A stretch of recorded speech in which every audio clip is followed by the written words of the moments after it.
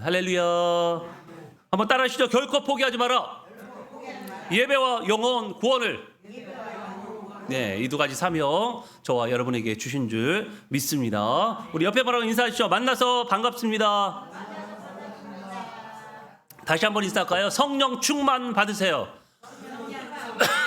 네, 새해 복 많이 받으세요도 중요하지만 우리 성도들에게는요, 믿음의 성도들에게는 성령 충만 받는 게 무엇보다도 중요합니다. 자, 오늘은요 무슨 날이에요? 성령 강림 주일입니다. 성령 강림절이라고 하죠.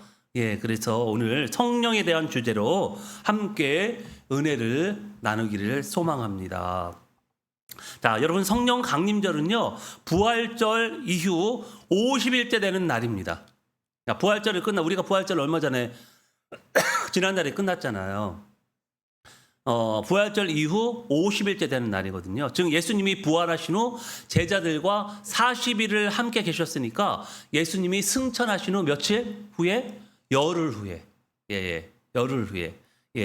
지난 첫 주일입니다. 자, 이날은 오순절이라고 불리는 마가의 다락방에서 성령이 예수님의 제자들에게 강림한 날을 기념하는 그런 절기로서 이 성탄절, 부활절, 그리고 성령 강림절, 이게 3대 기독교 절기입니다. 3대 기독교 절기라고 보시면 돼요. 성령 강림에 대한 말씀은요, 우리 작년에 사도행전 2장에서 함께 말씀을 나누었습니다. 자, 우리가 특별히 사도행전 1장 8절의 말씀은요, 우리에게 주신 지상 대명령입니다. 우리 사도행전 1장 8절의 말씀 한번 외우신 분은 한번 외워보시고요.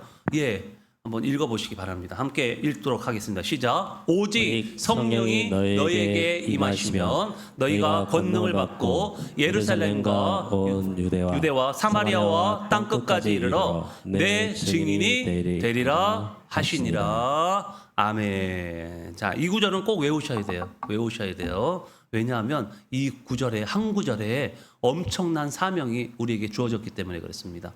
그리고 성령의 능력이 얼마나 필요한 것을 이야기해 주고 있어요. 여러분, 온 세상에 이르러 예수님의 증인이 되기 위해서는요, 먼저 무엇을 받아야 한다고 이야기합니까? 성령을 받아야 된다는 거예요. 성령의 능력을 받아야 된다는 것이죠. 성령이 우리 안에 임하지 않으면 결코 증인의 삶을 살 수 없다는 것입니다. 지금 우리가 고린도전서를 통해서 성령의 은사에 대한 말씀을 나누고 있는데요. 여러분, 방언을 하고 예언을 하고 병 고치는 은사를 행하는 것이 진정 성령의 능력일까요? 물론 그것도 성령이 주시는 선물이잖아요. 특히나 지금 현 시대를 살아가고 있는 이때에 이러한 능력들이 증인의 삶을 사는데 얼마나 도움이 될까요?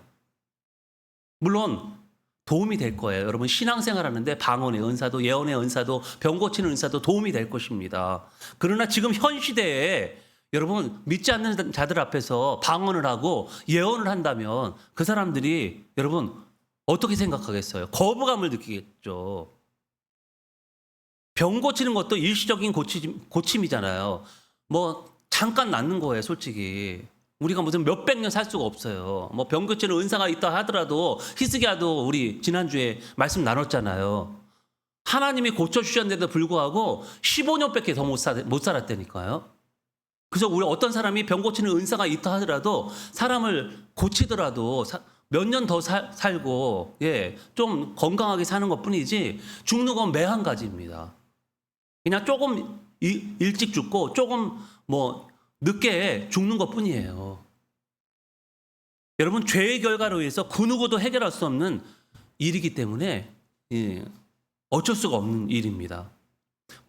물론 이러한 은사들은요, 계시가 완성되기 전에는요 필요했던 것들이에요. 이런 성령의 은사들은요 필요했던 것들입니다. 왜냐하면 계시가 완성되지 않았기 때문에. 이 계시라는 건 성경이거든요. 성경의 66권이 완성되지 않았기 때문에, 그렇기 때문에 은사가 많이 필요했던 거예요. 성령의 이런 표적들이 필요했던 것이죠. 그래서 초대교회는요, 이 방언의 은사와 병 고치는 은사와 이런 예언의 은사, 이런 은사를 통해서 사람들이 표적과 기적을 보고요, 막 돌아왔잖아요. 근데 지금은 그렇지가 않습니다. 이제 계시가 완성되었기 때문에 하나님 말씀이 66권 완성이 되었기 때문에요. 이 말씀으로도 얼마든지 우리는 기적을 체험할 수 있고 이 말씀만으로도 은혜 받을 수 있고요. 이 말씀만으로도 얼마든지 구원의 은혜를 누릴 수 있다는 것입니다. 할렐루야. 그렇기 때문에 뭐 막 대단한 은사 없어도 우리는요 얼마든지 신앙생활을 은혜롭게 건강하게 잘할 수 있다는 거예요. 자, 그렇다면 우리가 증인의 삶을 살기 위해서 필요한 것은 무엇이라고 이야기했죠? 무엇이라고요? 성령의 능력이 필요하다고 했잖아요. 그 해답을 오늘 본문에서 한번 찾아보고자 합니다. 자, 증인이라는 말은 법적 용어예요. 법적 용어. 증인 많이 들어보셨죠? 여러분 혹시 법정에서 증인 서본 적 있으세요? 법정에서 한번 서신 분. 어머, 계시네. 네네. 김정장 원사님 한번 쓰셨대요. 증인으로 법정에. 예, 뭐 나쁜 일은 아니겠죠? 예. 뭘 못 받아서 누가. 일단 증인이 중요하잖아요. 그래서 받았습니까? 못 받았대. 증인이 아닌 것 같은데 그냥 소송에 저기 하신 거 아닌가? 어쨌든 간에 이 증인이라는 말은요 법적 용어예요. 예. 소송, 재판, 국정감사 등에서 자신이 직접 경험한 사실이나 이를 바탕으로 한 추측을 법률이 정한 절차에 따라서 진술하는 것을 증언한다 이렇게 얘기하거든요. 예, 아마 우리 최순애 권사님도 그러니까 예. 마찬가지로 예수님의 증인도요, 한 사람이 예수님을 경험하고 그 경험을 사실을 믿지 않는 자들에게 증거하는 것을 말합니다. 똑같아요. 법정에서 내가 증인이 되는 것이나 그리고 또 예수님의 증인이 되는 것이나 다르지 않아요. 다르지 않습니다. 예. 사실만을 얘기하는 거예요. 내가 경험한 것을 이야기하는 게 이 증인이거든요. 그래서 증인은 거짓말하면 돼요, 안 돼요? 큰일 납니다. 거짓말하면요, 여러분 과태료로 물 수 있고요, 또 송치될 수도 있어요. 송치될 수도 있습니다. 그래서 거짓말하면은 죄가 클 수도 있어요. 예. 그래서 여러분 증인은요, 자기가 경험한 것만 이야기해야 돼요. 사실을 이야기하는 거예요. 그래서 내가 예수님에 대해서 경험했으면요, 그 은혜 받은 것을 그대로 얘기하면 되는 거예요. 부풀릴 필요도 없어요, 사실. 뭐 부풀리 우리 간증할 때 보면은 막 부풀려서 얘기하는데요. 그럴 필요가 없습니다. 그렇게 거짓말할 필요가 없어요. 내가 받은 은혜를 그냥 전달하면 되는 거예요. 그게 증인의 삶입니다. 그럼에도 불구하고 여러분 법정에서 거짓말하는 사람 있어요, 없어요? 증인들 있잖아요. 두려우니까. 그리고 아니면 뒤에 뒷돈을 받았다던가. 아니면 무서워서 증인 안 하고 도망가는 사람도 있습니다. 보복이 두려워서. 그런 사람도 있잖아요. 그래서 이 증인의 삶이 결코 쉽지가 않은 거예요. 법정에서는 증인이나 그다음에 예수 믿는 증인들이나 결코 그 삶이 쉽지가 않습니다. 쉬운 삶이 아니에요. 여러분 증인의 삶을 지금 잘 살아가고 계십니까? 네. 답이 없네요. 네. 증인의 삶을 살고 계십니까? 네. 자신이 없으세요. 네. 이게 증인의 삶이 그만큼 어렵다는 거예요. 자, 우리 그리스도인들의 가장 큰 문제가 무엇입니까? 예수님을 경험하고 인격적으로 만나 구원을 받았다고 하지만 그저 자신의 신앙생활에 만족하고 증인의 삶을 살지 않는다는 것입니다. 이게 그리스도인들의 가장 큰 문제예요. 자신이 경험한 예수를 전하지 않는다는 것이죠. 과연 이러한 성도가 진정한 예수님의 제자라고 말할 수 있을까요? 그럴 수 없을 것입니다. 내가 어떤 물건을 샀는데 너무 좋은 거예요. 그러면 여러분 어떻게 하시겠어요? 내 아는 사람들에게, 지인들에게 막 소문을 낼 거 아니에요. 이 물건 썼더니, 이 비누 썼더니 너무 좋더라. 너도 한번 써봐라. 사실 지인에게 물건을 소개하는 일은요, 돈을 받고 하는 일이 아니에요. 그런데 너무너무 신이 나서 물건을 소개합니다. 여러분 영화 한 편을 봐도요, 재미있는 영화를 보면 흥분해서 사람들에게 막 이 영화 보라고 추천합니다. 그 영화 꼭 한번 보라고. 그래서 천만 영화가 나는 거예요. 무슨 광고를 많이 해서 천만 영화가 되는 게 아닙니다. 막 소문에 소문. 여러분 다 소개하니까 막 그 영화를 한번 보고요. 사람들한테 막 소개하기 때문에, 홍보하기 때문에 그 효과로 인해서 1,000만 관객이 되는 거예요. 여러분 1,000만이면 여러분 우리나라가 몇 만이에요? 5천만이잖아요. 5분의 1이 본다는 거는 어마어마한 거예요. 여러분 그게 어떻게 됩니까? 입에서 입으로. 이 입으로 다 전달했기 때문에 그래요. 여러분 이런 사람들이 영화사에서 파견한 영업사원인가요? 영화사에서 파견한 영업사원이에요? 아니잖아요. 그냥 좋아서 자기도 모르게 전도사가 되는 거죠. 영화 전도사 막 되는 거예요. 물건 전도사가 되는 거죠. 그런데 우리가 예수님을 만나 진정한 행복과 자유를 누리고 천국의 소망을 가지고 살게 되었는데도 불구하고 그 행복을 전하지 않는다면 여러분 뭔가 이상하지 않나요? 이상하지 않아요? 저는 이유가 하나밖에 없다고 봐요.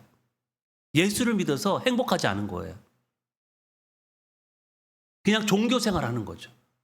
내가 진정으로 정말 자유를 누리고 행복하다면, 내 영적으로 기쁨이 차고 넘친다면 어떻게 될까? 가만히 있지 않죠. 가만히 있을 수가 없는 거예요.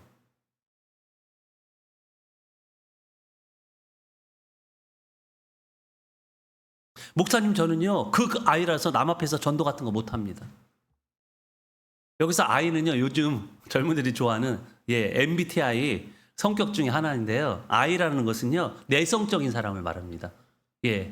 그래서 극I라고 하면요 아주 극적으로 내성적인 사람. 그러니까 우리 집안에도 있어요. 아이가 있더라고요. 근데 성격도 변하더라고요. 저도 어렸을 때는요 교회를 안 다닐 때는 굉장히 내성적이었거든요. 근데 교회를 다니면서 성격이 외향적으로 바뀌었어요. 신기하죠? I의 반대는 뭘까요, 그럼? I의 반대. MBTI에서 I의 반대. E잖아요, E. E라고 하거든요. E는 외향적인 사람을 말합니다. 그래서 극E. 극이면 뭐예요? 아주 적극적이고 아주 막 많이 외향적인 사람을 극이라고 합니다. 그러니까 아주 극적으로 아주 내성적인 사람을 극I라고 하고. 아무튼 극아이든 극이든 성격 핑계대지 말고 예수님의 증인이 되시기를 축복합니다. 핑계대지 마세요. 옆에 분하고 인사하시죠. 핑계대지 맙시다. 막 괜히 막 성격 핑계대고 나 그런 거 못해요. 나는 얌전해서요. 남 앞에서 말 못합니다. 그런 게 어디 있어요, 여러분. 진정으로 예수님을 한번 인격적으로 만나보세요. 말할 수밖에 없다니까요. 내가 좋은데 어떻게 얘기를 안 하겠어요. 어떻게 나만 그 기쁨을 누리겠습니까, 여러분. 그럼 나쁜 사람이죠. 좋은 걸 내가 지금 누리고 있는데 나만 누린다는 것은 그건 나쁜 사람이에요. 결코 좋은 사람이 아닙니다. 자, 오늘 본문은요 성령과 육체를 대조하면서 성령을 따라 살 것을 권면하고 있습니다. 본문에서 육체를 따르는 사람이라는 말은요 저 사람은 너무 세상적이야 라는 말과 같은 거예요. 육체적이다. 성경에서는 이제 육체적이라고 이렇게 얘기하는데 세상적이라는 말이에요. 세상적이라면요 세상 사람들 하는 술 먹고 담배 피고 노름하고 음행 저지르고 분쟁과 분열, 시기와 질투와 술 취함, 이단, 우상 숭배 등등등 나쁜 짓을 밥 먹듯이 하는 것을 말합니다. 이것을 세상적이라고 얘기해요. 그것은 이런 육체의 일들이 하나님의 영광을 가리기 때문에 그렇습니다. 그래서 우리 믿는 자들은요 세상적이 되면 안 돼요. 세상 사람들과 같으면 안 됩니다. 우리는 달라야 돼요. 근데 거룩이라는 말은 구별되다는 말이요 다르다는 뜻이에요. 구별되다는 뜻이 성경에서 원어적으로 들어가 보면 다르다. 그러니까 세상 사람과 다르다는 뜻이에요. 구별되다는 뜻이. 이걸 분명히 여러분들이 알고 정체성을 가지고 세상 사람과 똑같이 살아가서는 안 된다는 것이죠.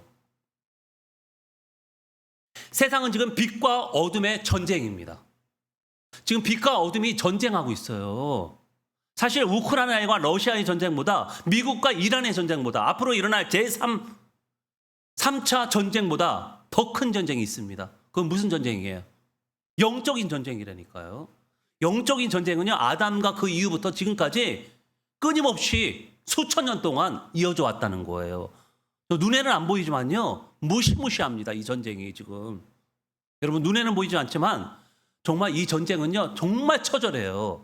여러분 지금 이란에 막 전쟁이 일어났을 때 사람 막 죽어나가고 막 건물이 무너지고 막 그 속에 갇혀가지고 막 끔찍하게 죽어나가는 모습 보셨죠? 여러분 그건 아무것도 아니에요. 이 영적인 전쟁은요, 너무 정말 처절합니다. 비참하고. 물론 이 전쟁은요, 예수님이 이 땅에 오시면 막을 내릴 것입니다. 그러나 그때까지 영적인 전쟁이면요, 더하면 더했지 덜하진 않는다는 거예요. 세월이 가면 갈수록요, 지금 세월이 가면 갈수록 지금 범죄가 늘어나고 있잖아요. 악이 점점점 어떻게 해요? 거대해지고 있어요. 그러니까 영적인 전쟁도 얼마나 힘들겠어요, 여러분. 그래서 성령의 충만함을 우리가 받지 않으면요, 이 영적 전쟁에서 승리할 수가 없는 것입니다. 지금 예배 시간에도 지금 영적 전쟁하고 계시잖아요. 여러분, 조롱가에 사투를 벌이고 계시지 않습니까? 네? 그것도 영적 전쟁이에요. 여러분, 성령은 삼위 하나님의 한 분으로 신자가 빛의 영역에서 하나님과의 관계를 잘 유지하고 살아갈 수 있게끔 힘이자 도움이 되는 분이에요. 그러니까 변호사라고 이렇게 이야기를 하죠. 성경에서는요, 보혜사라고 이렇게 얘기합니다. 성령님을. 보혜사 성령님. 보혜사라는 말은요, 변호해준다. 나를 변호해준다는 거예요. 나를 도와주시는 분이라는 거죠.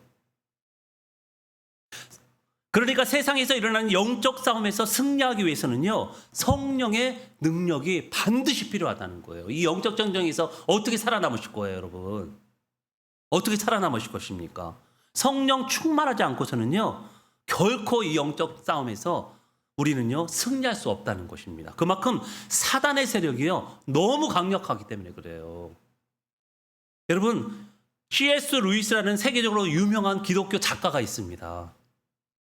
교수인데요. 예, 영국의 유명한 캠브리지 유명한 대학교 교수예요. 교수였어요. 지금은 이제 작고하셨지만, 이 사람이 만든 영화가 있는데요. 그 작품이 있는데 나니아 연대기라고 아마 들어보셨을 거예요. 나니아 연대기. 예. 그걸 지은 사람이에요. 그걸 영화로 시리즈로 만들어 가지고요. 엄청 인기를 끌었어요. 이분이 지은 책들이 수도 없이 많은데요. 그중에 스크루테이프의 편지라는 것이 있습니다. 스크루테이프의 편지라는 책이 있어요. 이 책의 주인공이 누구냐면요, 스크루테이프라는 고참 악마입니다. 악마 책이에요. 이게 악마가 나오는 주인공이 악마예요. 악마. 고참 악마가 스크루테이프가 조카인 신참 악마 웜우드에게 인간을 유혹해 파멸로 이끄는 방법을 전수하는 내용이 이 책에 담겨 있습니다. 그러니까 조카 악마에게 전수하는 거예요, 지금. 어떻게 사람들을 무너뜨릴 것인가. 영적인 전쟁에서 사람들을 어떻게 무너뜨릴 것인가를 이렇게 전수하는 거예요, 지금. 자, 이 책에는요, 무릎을 탁 치게 만드는 통찰력이 가득하지만요, 그 중에서 가장 강렬하고 소름 돋는 임팩트를 주는 이야기가 있는데요. 무슨 말이냐면요, 생각만 하고 행동하지 못하게 만드는 사단의 전략이 있다는 거예요. 그래서 스크루테이프가 조카에게 이야기합니다. 감정을 행동으로 옮기지 못하게 막아라. 행동으로 옮기지 못하게 막으라는 거예요.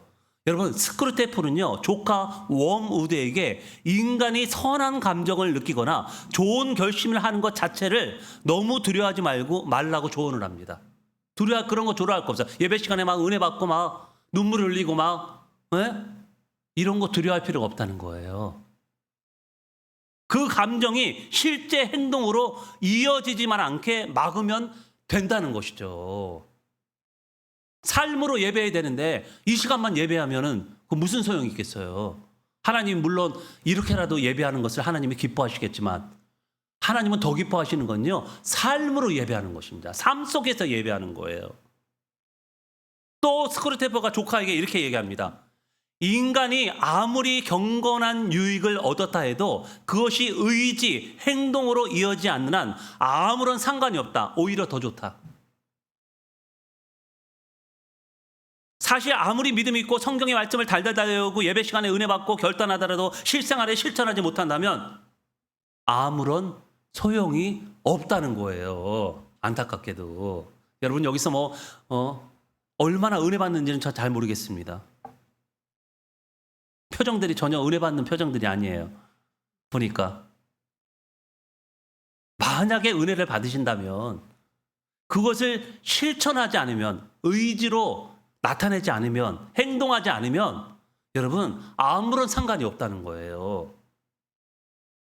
또 이렇게 실천하지 않는 그리스도인들에게 스크류테프는 또 이야기합니다. 인간으로 하여금 행동은 전혀 하지 않으면서 가치 있는 감정을 느끼는 데만 골몰하게 만들려무나, 만약 그렇게 된다면 그 감정이 아무리 고상한 것일지라도 결국 인간의 영혼을 마비시키는 마약이 될 뿐이다. 여러분 무슨 말이에요? 신앙생활 하면서 느끼는 신비한 감정도, 황홀한 감정도, 눈물이 앞을 가릴 정도의 은혜도, 기도에서 응답받는 기적적인 역사도, 치유의 은사도, 성령의 뜨거운 능력도 그저 그 감정과 그 경험에만 그치고 믿지 않는 자들에게 복음을 증거하지 않고 말씀을 실천하지 않는다면 자신이 겪은 신앙의 모든 것들이 영혼을 마비시키는 마약에 불과하다는 것입니다. 여러분 너무 표현이 심한 거 아니에요? 아무리 그래도 무슨 마약이라니. 우리가 느끼는 지금 감정이 이거 마약입니까?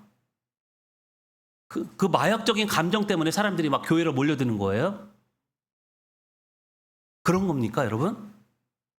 저는 C.S. 루이스라는 작가를 참 좋아해요. 왜냐하면요, 그에게는 깊은 통찰력과 한방이 있기 때문에 그래요. 저도 이 글을 읽으면서 가슴에 찔려요, 막. 예. 너무 가슴에 찔리잖아요. 내가 과연 하나님 말씀을 실천했나? 맨날 설교 준비만 하지 않고, 실천하지 않고, 내가 설교 준비만 하지 않았나? 오늘 한 방 맞으신 분이 있을까요? 예? 이 글을 듣고 한 방 맞으신 분이 있을까요? 네? 전혀 없다는 표정인데. 예. 목사님, 제가 지금까지 어떻게 살아왔는데 그 정도만의 충격을 받습니까? 진짜 그렇습니까, 여러분? 이런 메시지에 충격이 없다면 정말 영적으로 여러분 병든 거예요. 중증입니다. 아무런 믿음도 없다면 마음에 이런 말을 드리고, 예. 여러분 성령께서 우리의 마음을 치료해 주시기를 소망합니다. 예. 이 메마른 마음을 치료하지 않으면, 성령께서 치료하지 않으시면요, 우리는 계속해서 굳어갈 수밖에 없어요. 이렇게 교회 생활 따로, 세상 생활 따로 하는 성도는 결코 예수님의 제자가 될 수 없다고 성경은 분명히 이야기하고 있어요. 그저 종교 생활을 하고 있는 거죠. 그럼 어떻게 참다운 그리스도인임을 증명할 수 있을까요, 여러분? 예. 어떻게? 제가 여러분들 이렇게 보면은요, 다 믿음이 좋은 것 같아요. 근데 어떻게 증명해낼 수 있습니까, 여러분? 어떻게 증명해내실 거예요? 그 신앙을, 그 믿음을 어떻게 증명해내실 것입니까? 무엇으로 증명하실 거예요? 나의 신앙을 무엇으로 증명하실 거죠? 증명할 수 있습니다. 바로 열매예요. 신앙의 열매예요. 열매로 증명할 수 있습니다. 그래서 오늘 성령의 열매가 9가지로 소개되고 있는데요. 우리 한번 9가지 열매 같이 22절과 23절 같이 한번 읽어보도록 하겠습니다. 시작. 오직 성령의 열매는 사랑과 희락과 화평과 오래 참음과 자비와 양성과 충성과 온유와 절제니 이 같은 것을 금지할 법이 없느니라. 여러분, 육체 세상 사람들도 열매가 있어요. 그런데 악한 열매를 맺는다는 거죠. 여러분, 그들 선한 열매 맺는 것 같죠? 눈을 보기에. 결국 사망의 열매를 맺잖아요. 그런데 성령의 열매들은요, 정말 선한 것들입니다. 정말로 진정으로 성령의 충만을 경험했다면 악한 열매가 아닌 선한 열매를 맺을 수밖에 없어요. 왜냐하면 우리 하나님께서 너무 선하신 분이기 때문에, 선하신 하나님이 주시는 성령의 선물이 여러분 악한 것이겠습니까? 선한 것이 될 수밖에 없어요. 근데 세상에 속한 사람들이 누가 줘요? 그 열매를 사탄이 주잖아요. 사탄이 주는데 어떻게 좋은 열매를 맺을 수 있겠어요? 그런데 여러분, 이 성령의 9가지 열매를 보면요, 우리가 나눈 사랑장인 고린도전서 13장의 내용과 아주 유사합니다. 아주 유사해요. 결국 이 성령의 9가지 열매의 속성은요, 사랑의 속성과 같아요. 그러니까 이 사람이 진정한 그리스도인이고 진정한 참제자고, 예수님의 진정한 증인의 삶을 살고 있느냐, 이걸 보기 위해서는요, 그 사람의 사랑이 있느냐 없느냐예요. 여러분, 9가지 열매 이거 하나로 하면요, 사랑이에요. 사랑. 이 9가지 열매를 한 단어로 줄이면 사랑입니다. 그러니까 그 사람에게 사랑의 열매가 있느냐는 거예요. 지금 사랑을 실천하고 있느냐는 것입니다. 맨날 질투하고 막 시기하고 미워하고 싸우고, 여러분, 그건 사랑하는 거 아니잖아요. 그건 좋은 열매가 아니잖아요. 그죠? 그러니까 우리가 열매를, 그리스도인이라는 걸 증명할 수 있는 그 열매는 바로 사랑이에요. 사랑. 사랑하고 있느냐는 것이죠. 여러분, 우리가 왜 육체의 길을 걷지 않고 성령의 길을 걸어야 합니까? 이 예수님의 사람들은요, 육체의 정욕과 탐심을 십자가에 못 박았기 때문에 그렇습니다. 그리고 성령을 통해 어두움에서 빛의 영역으로 옮겨져서 새 생명을 얻었기 때문에 그래요. 이제 옛사람이 아니라 새 사람입니다. 여러분은 옛사람이 아니라 새 사람이에요. 새 사람이 되시기를 축복합니다. 이 모든 것이 하늘 보좌를 버리고 세상의 빛으로 오신 예수님의 공로 때문에 일어난 일이에요. 우리가 어떻게 새 사람이 되었어요? 예수님의 공로, 십자가 공로 때문에 우리가 새 사람이 된 거잖아요. 성령의 사람이 된 것입니다. 이렇게 그리스도는요, 이런 은혜의 과정을 경험했기 때문에 어둠의 길을 버리고 이제 빛의 자녀로서 주님과 연합해서 영원한 삶을 살게 되는 것입니다. 할렐루야. 여러분, 예수님의 증인이 되고 참 제자가 되고 선한 열매를 맺기 위해서는요, 무엇이 필요하다고 합니까? 무엇이 필요하다고요? 성령 충만함이 필요하다는 거예요. 성령의 충만함을 받기 위해서는요, 첫 번째로 성령님을 사모해야 됩니다. 사모해야 돼요. 사모하는 자에게 주신다고 했어요. 여러분, 아이가 갖고 싶은 거 있으면 어떡하겠어요? 떼를 쓰잖아요. 부모한테 떼를 쓰잖아요. 부모된 입장에서 그 자식이 망치는 것이 아닌 이상 안 사줄 부모가 어디 있겠습니까? 웬만하면 사주잖아요. 아무리 비싼 것도 빛을 내려서라도 사주잖아요, 여러분. 아마 부모된 분들은 많이 경험하셨을 거예요. 둘째로 성령의 충만함을 받기 위해서는요, 자신의 죄를 철저하게 자백해야 됩니다. 회개해야 돼요. 자신의 죄를 고백하지 않으면요, 성령이 임하지 않습니다. 성령이 내 안에 안 들어와요. 왜 안 들어올까요? 청소가 안 됐기 때문에. 내 안에 청소가 안 됐는데 이 더러운데 깨끗하신 청년님이 들어오시겠어요? 안 들어와요. 왜냐하면 성령님은 거룩하신 분이기 때문에 더러운 곳에는 들어오지 않습니다. 그래서 내가 철저하게 나의 죄를 회개해야지만, 그래야지만 성령께서 임하시는 거예요. 할렐루야. 여러분, 청소 열심히 하시기 바랍니다. 매일같이 청소하셔야 돼요. 매일같이. 여러분, 집안 매일같이 청소 안 하면 어떻게 될까요? 먼지가 계속 쌓이겠죠? 그러면 여기 손님 들어오겠어요? 안 들어오겠어요? 들어왔다가도 도망가지. 초대도 할 수 없고, 더러우면은. 그렇기 때문에 우리의 마음을요, 날마다 청소해야 돼요. 날마다. 말씀과 기도로 청소해야 됩니다. 그래서 말씀과 기도가 중요한 거예요. 여러분, 그게 도구예요. 청소하는 도구. 말씀과 기도가 청소하는 도구입니다. 근데 이 도구를 사용하지 않고 말씀과 기도에 전념하지 않으면 어떻게 우리가 여기를 청소할 수 있겠어요? 청소할 수가 없는 거죠. 그렇게 되면은 성령께서 우리 안에 임재할 수가 없는 것입니다. 성령님이 우리를 찾아오지 않아요. 더러운데 어떻게 찾아와? 찾아올 수가 없죠. 찾아오고 싶어도 안 돼요. 내가 먼저 깨끗하게, 내 안을 깨끗하게 청소해놔야 돼요. 말씀과 기도로. 할렐루야. 사랑하는 여러분, 우리가 예수의 증인으로, 예수의 참제자로, 영향력 있는 그리스도인으로 살아가기 위해서는요, 무엇을 받아야 한다고요? 성령 충만함을 받아야 됩니다. 성령의 능력이 아니고서는요, 이 험악한 세상에서 빛과 소금의 역할을 감당할 수 없는 거예요. 아니 오히려 사단의 세력에 무릎 꿇고 말 것입니다. 특히 주님이 주신 사명을 감당할 수가 없어요. 증인의 삶을 살 수가 없어요. 우리가 성령 받지 않으면은.